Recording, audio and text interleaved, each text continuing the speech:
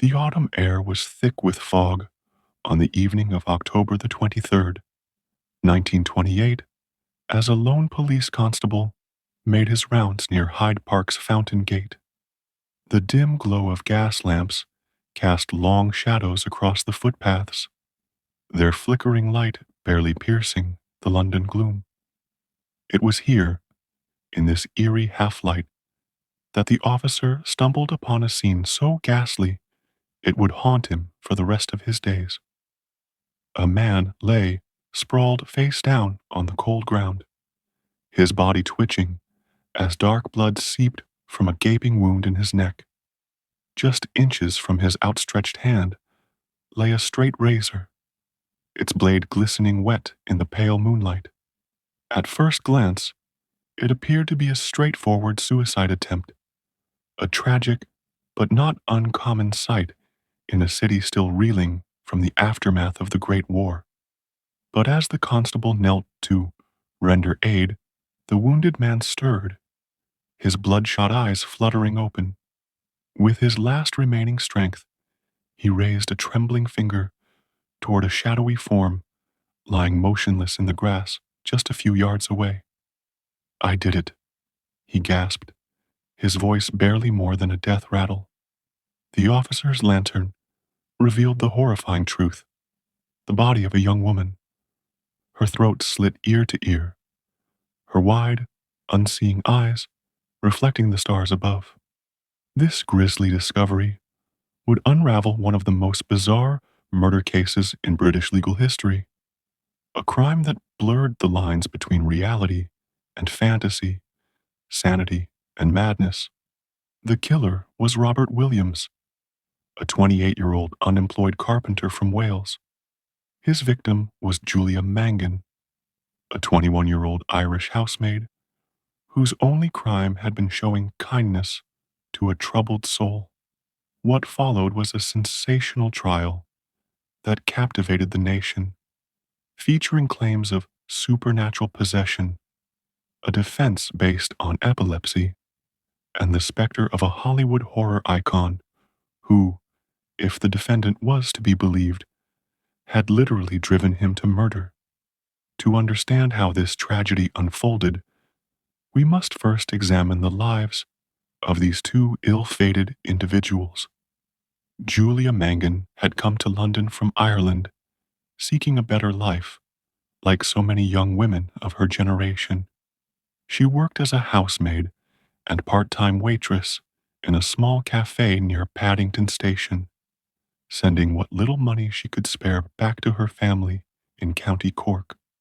Those who knew her described Julia as cheerful and hard-working, with a gentle nature that endeared her to employers and customers alike. In photographs that survived the intervening decades, we see a pretty, dark-haired girl with intelligent eyes and a shy smile, the very picture of innocence. Robert Williams, by contrast, was a man already marked by life's hardships. Born in a small Welsh mining village, he had apprenticed as a carpenter, but found steady work increasingly difficult to come by as Britain's economy faltered in the post-war years. Friends later testified that Williams had always been nervous and prone to melancholy, but his condition had deteriorated markedly in the months before the murder. He drank heavily, suffered from insomnia, and complained of terrifying visions that haunted his waking hours. It was during one of his rare periods of sobriety that he first met Julia at the cafe where she worked. For a brief time, she became his anchor to normality, a beacon of hope in his increasingly disordered world. Their courtship, if it could be called that, lasted barely a month. Julia's brother, Patrick, who lived with her in a boarding house on Stanhope Gardens, took an immediate dislike to Williams. On one occasion, he physically threw the Welshman out after finding him drunk on their doorstep. Yet Julia continued to see Williams, perhaps out of pity, perhaps because she saw something redeemable in him that others couldn't. Their final meeting on that October evening began innocently enough. A stroll through Hyde Park as the sun set, the autumn leaves crunching underfoot. Witnesses would later report seeing the couple sitting on a bench near the Serpentine, deep in conversation. What transpired between them in those final moments would become the subject of intense speculation during Williams's trial. According to his later testimony, their discussion had turned to his drinking problem. Julia had been gently encouraging him to seek help, reminding him of how he'd embarrassed himself during the incident with her brother.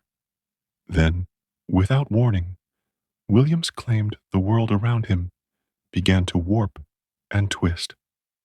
I felt as though my head were going to burst, he told the court, and that steam was coming out of both sides. His vision swam with grotesque images, a shadowy figure cornering him, making obscene faces, screaming threats that only he could hear. Most chilling of all was Williams's description of this phantom tormentor. The face that haunted him in his final moments of lucidity, he insisted, was that of the Beaver Hat Man from the 1927 horror film London After Midnight, a character portrayed by legendary actor Lon Chaney, known as the Man of a Thousand Faces for his unparalleled skill at makeup and disguise. Chaney's performance in this lost silent film was said to be among his most terrifying. As the detective turned vampire in a broad beaver felt hat with sunken black-rimmed eyes and needle-like fangs, Chaney's visage had already given nightmares to audiences across the world.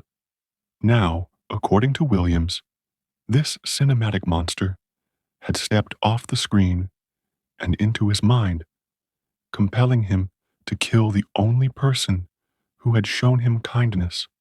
The immediate aftermath of the murder played out with almost cinematic drama. As Williams lay bleeding from his self-inflicted neck wound, the responding constable blew his whistle to summon help. Within minutes, the park was alive with shouting policemen and curious onlookers drawn by the commotion. Julia's body was covered with a policeman's coat while a doctor was summoned. Though it was immediately apparent she was beyond help, Williams, meanwhile, was rushed to St. George's Hospital, where surgeons worked feverishly to save his life. For 3 days, he hovered between life and death before finally regaining consciousness, only to find himself under armed guard, charged with murder. The police investigation that followed was surprisingly straightforward.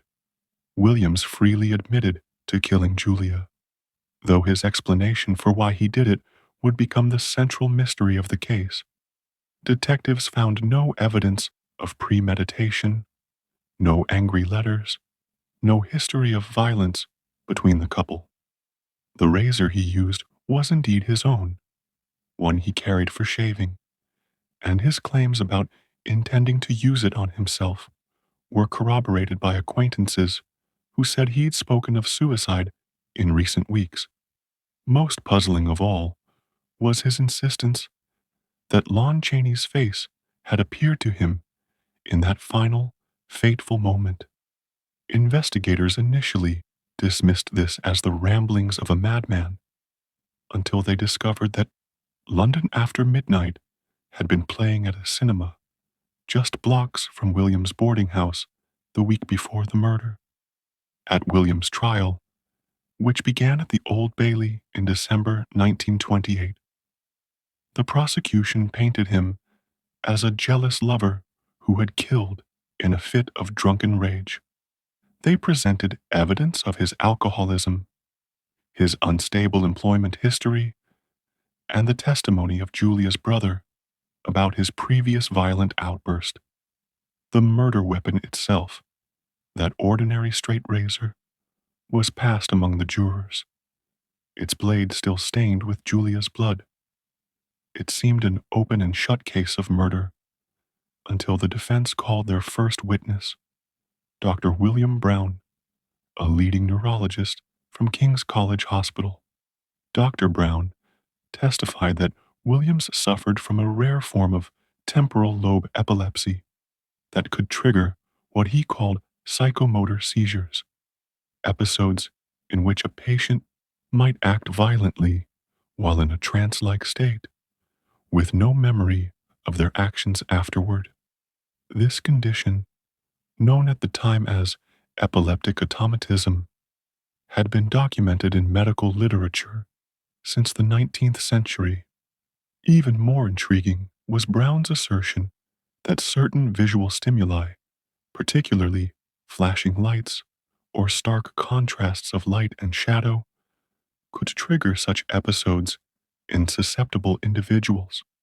The defense team then presented enlarged stills from London after midnight, showing Cheney's terrifying vampire makeup with its extreme black and white contrasts. The prosecution countered with their own medical expert, Dr. Edward Reynolds of Bethlehem Royal Hospital, who dismissed the epilepsy defense as fanciful. Reynolds argued that even if Williams did suffer from seizures, there was no evidence one had occurred at the time of the murder. He pointed to witness statements describing Williams's calm demeanor immediately after the attack and his clear recollection of events when questioned by police. The trial stretched on for weeks as these competing medical theories clashed in court, leaving the jury hopelessly divided. After 5 days of deliberation, they returned deadlocked, an extremely rare outcome in British courts at the time. A second trial was ordered for January 1929, this time before the formidable Justice Horace Avery, known as the hanging judge, for his severe sentences.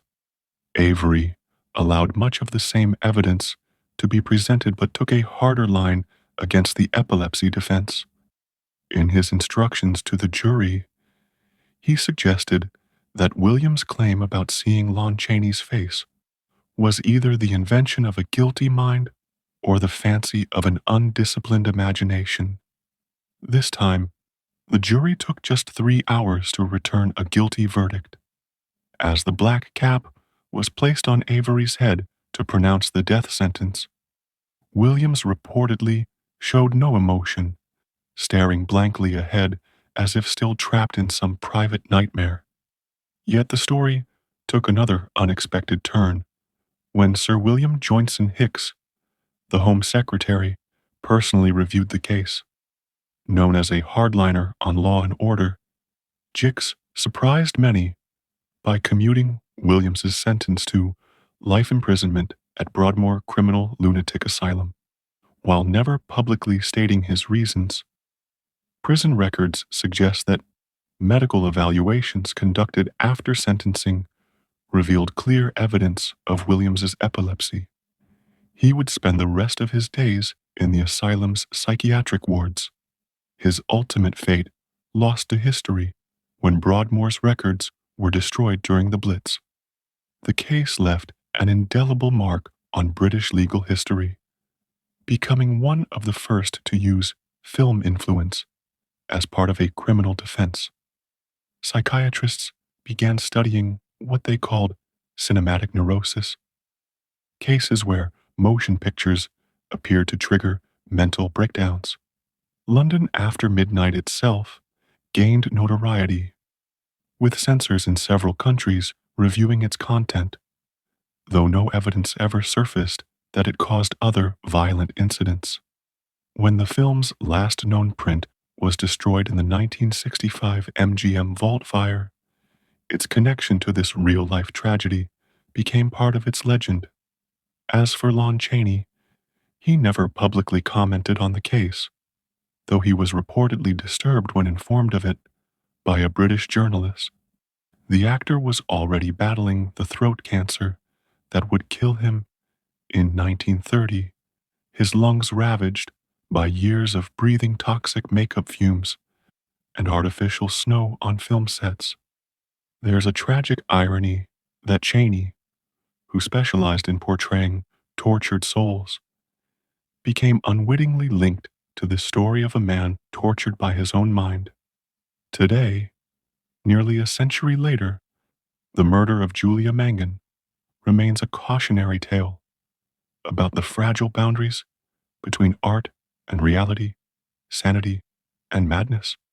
Was Robert Williams truly possessed by a cinematic phantom, or was his claim simply the last refuge of a guilty man? The truth died with him in Broadmoor's asylum walls, as lost to history as the film that may or may not have driven him to kill.